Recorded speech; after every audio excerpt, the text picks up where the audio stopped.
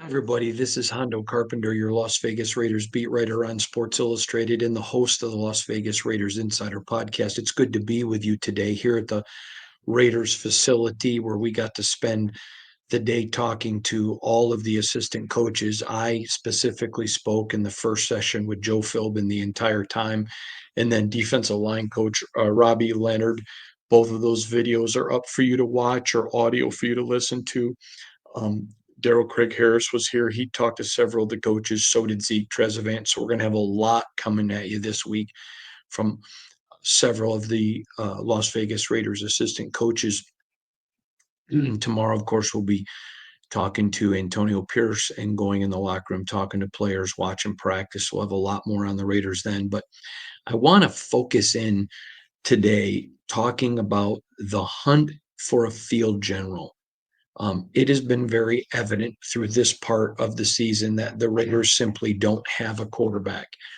Now, that is not a slam on Desmond Ridder or Gardner Minshew or Aiden O'Connell. Any one of those three men could respond in the last 7 games of the year and emerge onto the scene to be that guy.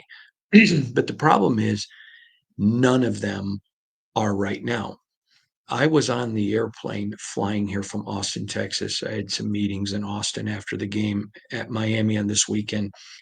And behind me were some people talking about quarterbacks in the NFL, bemoaning. One of the people was bemoaning the situation in Dallas with Dak Prescott.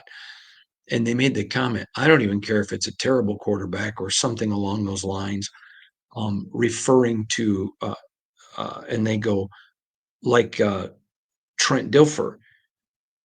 Um, maybe trying to think of how I want to word this. Some people would call Trent a terrible quarterback. Now, if you don't remember, he's the quarterback that led the offense for the Baltimore Ravens when they won it with Ray Lewis. The problem, though, is that when you understand what you need in a quarterback.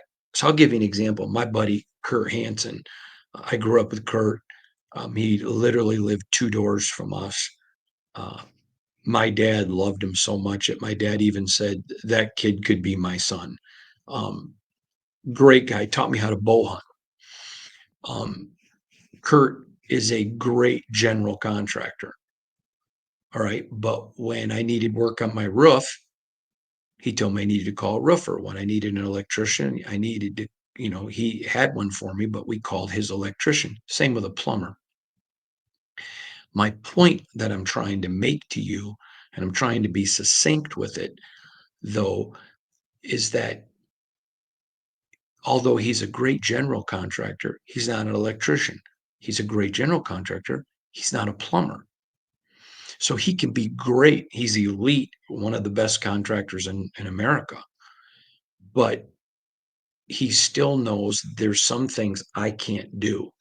When you start hunting for a quarterback, you have to make sure that you get somebody that fits the system you want to play. If you remember back to the NFL draft, I talked about Delmar DJ Glaze, the Raiders rookie tackle. Okay. There were other guys on the board that were higher rated, but they weren't tackles that fit the Raiders system. And so I said, even though there may be other guys on the board rated higher, Delmar DJ Glaze, or as we've nicknamed him, the Mule, um, was a much better choice for the Raiders. So I hear a lot of people, myself included, talking about the Raiders don't have a quarterback. That's truthful. Okay, they're going to have to address that. But before you can address it, then the Raiders have to go look at what kind of a quarterback do we want? What do we want to run as an offensive system? Give you an example. Trent Dilfer was a terrific game manager. You may remember that team had Ray Lewis and all of the great defensive players. They wanted him to hand the ball off when it was time to throw. He would throw, but they didn't want him taking risks. Let the defense hold the other team, play a field position game, and eventually punch it in. All right, that's great. Dan Marino is a great quarterback, but Dan Marino would not work in Kansas City where Patrick Mahomes is now. And Patrick Mahomes is a great quarterback. Matthew Stafford, my buddy Matthew Stafford, great quarterback. He's, I think, a Hall of Fame guy. Okay. Stafford wouldn't work in the Kansas City system.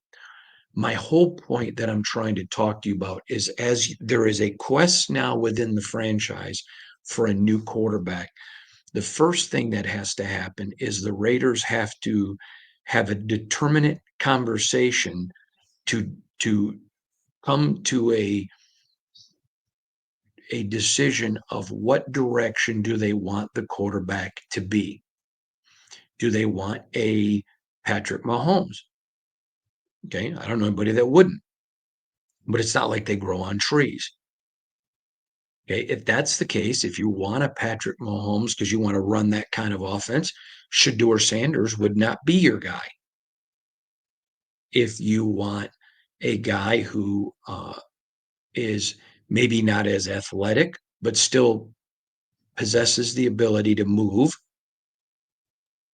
doesn't maybe have the cannon of a Matthew Stafford, but can get the ball and make the throws, but again has that some of that athleticism, some of that, but somebody who really brings creativity, then you're looking at a Shedeur Sanders. The point is, the answer just isn't let's go get a new quarterback. It's got to be a quarterback. Okay, so for example, I've had several Raider fans email me, Uncle Hondo, what about going to get Daniel Jones? Well, he just failed. He just utterly failed. It's not as easy as just going to go get a new quarterback. It's going to find the guy that you believe in. Now, let's look ahead to the draft. All right. And I've told you a million times, I trust experienced quarterback drafters, especially guys who've developed people. Okay. Now, the people I talked to were not heavily impressed with Bo Nix. Now, it's only been 10 games, and we don't judge a player good or bad in a 10-game window. But certainly, I think he's looked extremely good for what Sean Payton is asking him to do. Now, we're gonna know after 5 years, is he exactly what Sean thought he was, or what the proven developers thought? You don't know. But the point is, it's a crapshoot, and it's not just go draft a guy. Okay, so let's look at the Raiders last year. We reported extensively to you those four teams that wanted quarterbacks were not going to move. So the Raiders were not moving up. They were not going to be able to move up and get the guy that they wanted. Was not going to happen. All right. So let's look at the situation now. If all you are is married to getting a new quarterback in the draft, then you need to be careful. You're setting yourself up to fail. I'll give you an example. I have a very, very good friend whose teenage son had saved up his money and wanted to buy a car. And his dad suggested to him, son, I'm not mechanically inclined. You're not really mechanically inclined. You should maybe wait a year, save up some more money, and buy a little bit better car. Oh, no. He had to buy a car. So what'd he do? The first car he found that would take his $800, he bought the car. And within 3 weeks, that car was stuck in the dad's driveway. And after 4 or 5 months, the kid had gotten something fixed, and then it broke down again. And then he got it, and then it sat for, I think, 6 or 7 months, and then he got it fixed again. Pretty soon the kid was frustrated and sold the car for $200 and was out all of that money. Had he just waited, he would have found what he wanted for. I am not advocating for the Raiders waiting. Please don't hear that. But if you're advocating for just the Raiders to go select any quarterback, then you're going to find yourself right back in this quagmire trying to sell yourself chicken salad when all it is chicken poop. It's just not the reality. And so, okay, I think everyone can agree the Raiders need a quarterback. Then the evaluation process comes. The Raiders are going to have a high pick. Right now, they're fourth. Okay. They're still going to play Jacksonville. So they could get considerably lower. All right. So let's assume the Raiders get to two. And there's only one guy that they feel like who meets their qualifications of what they need. And the team ahead of them isn't going to trade. They're screwed. So they have to look at, do we go draft a quarterback and guess? Well, when you're drafting that high in the National Football League, you can't guess. The bad teams are always the bad teams because they draft poorly. So if there isn't a guy that you feel is there, then you got to look and say, okay, is there somebody we think we can develop in later rounds? Maybe there is, but if it's a guy you're going to have to develop, then what are you going to do? Are you going to have to go get a free agent?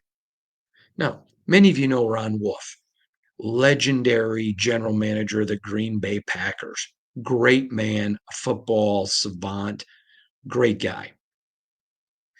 Ron Wolf worked with the Atlanta Falcons. Okay. So he goes to Green Bay and he knew there was a backup quarterback that that he loved in Brett Favre. So he trades for Brett Favre. Brett Favre comes to Green Bay to have his physical. And once he passes the physical, the trade will be consummated. He fails the physical. So Ron Wolf says to the doctors, I'm fine with this. Pass him anyway and just put on the paperwork. We recommended not. Ron Wolf said, take him. And we know what Brett Favre became. Okay. Now, Tom Brady, the GOAT, the legend, is now minority owner with this team, but he is going to have a very loud voice. I've been telling you that for a year. So once he and Mark Davis set the direction for what kind of offense they want, and I would assume, and we know what happens when we assume, it's going to be a lot like what they had in New England. Then Shedeur Sanders would fit that. Then it's okay, are we going to get to a place where we can pick Shedeur? Or maybe there's another quarterback that they like. But for the sake of this argument, we're just saying, let's assume there's only one guy they like, and I don't know that. I'm literally, for the sake of this telecast, saying let's just assume there's one. And let's say the team ahead of the Raiders, if they're picking two, wants Shedeur and picks them, and the Raiders can't trade. All right. So then maybe there's a guy that Brady likes, or Telesco, if or whomever Brady would bring in to be part of his personnel. Maybe they're like, hey, there's a guy we really like that's a backup on another team. Let's go see if we can make a trade for him like Ron Wolf did. If there's none of those available, then maybe they have to go look at a free agent. Or if there's none of those available, maybe there's a guy who's not a young player. Maybe it's hey, let's go to a Atlanta team and see if they want to trade Cousins. You never know. The point of the matter is there's a lot of variables in finding a new gunslinger, to find that new field general. And so it's not just having. This is why if you don't have the number one pick, then it's a crapshoot. It's a total crapshoot. You never know what you're going to have. And so that's where the Raiders find themselves. There are so many variables between now and draft day. And I was asked last week in my question and answer broadcast, if I had to think who the Raiders would select, who do I think? Well, I think that they want Shedeur. I think that they would love to have Shedeur. All right. But there's going to be some other teams that want Shedeur. What if Deion Sanders goes to a team and becomes a head coach in the NFL? I know he said that he wouldn't, but let's just, for the sake of this argument,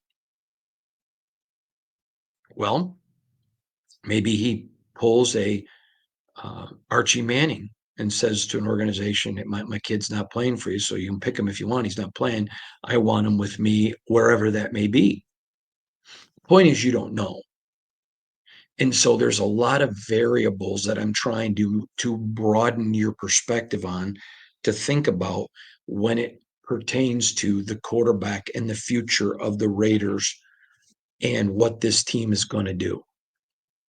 This is going to be, in my opinion, in the 5 years I've covered this team, the most fascinating offseason of the Raiders. I would suspect starting the day the 24 season ends for them, and even though they're not mathematically eliminated, I would think that would be the last day of the season. I think it is going to be a fascinating time to watch this ball club, to watch this franchise, not only at quarterback, but watching how between now and the end of the year, where does the draft pick rest? If you end up second and Jacksonville is first, they're not looking for a quarterback. They have Trevor Lawrence. So then it becomes who's willing to pay the most. Then the question is, it would say that the Raiders like Shedeur, but they don't like the price for him. Then you have to make that, because if you go move all in for a quarterback and you're wrong, you set your franchise back a long time. Now, you may say, well, what about the San Francisco 49ers? When they picked Trey Lance, they didn't get set back. You're right, because in the 7th round, they picked Mr. Irrelevant, Brock Purdy, who ended up being Superman. So they got bailed out. And by the way, I've said this before, but it was not the 49ers leadership of John Lynch that wanted Trey Lance. It was people above them. So you can figure out whoever that is. But the point is, they got bailed out. But if you have to go trade the house to move up to get your guy and you're wrong, you set your franchise back excrementally. I mean, you just fundamentally mess up and screw up your team. So those are all things that you've got to think about. Those are all things that go into the thinking process. Those are all things that go into the what does it take to find that field general? Okay, if you're going to make massive changes after the season's over, that's going to have to be the first one. Now, I'm not foolish. I don't think you are either. I think Tom Brady knows exactly what he wants to do. I'm sure that him and Al Davis have had monumental conversations before Tom ever wrote a check. I mean, Mark Davis didn't sell part of the team to Tom Brady because he's broke. And Tom Brady didn't buy part of the team because he's broke and needs to make an investment. These gentlemen entered into an agreement because they both have what they think the other wants. Mark Davis has a franchise in a great position to win, and Tom Brady would love to cement his legacy among the annals of pro football by being a former player who won multiple Super Bowls and an owner who won multiple Super Bowls. So there's so many dynamics that go into this that I just think it's important when you understand the quest for a signal caller is a very big deal. The quest for a field general. I'm hearing a lot of different names being thrown around. And I'm talking to scouts, I'm talking to people in the college football world.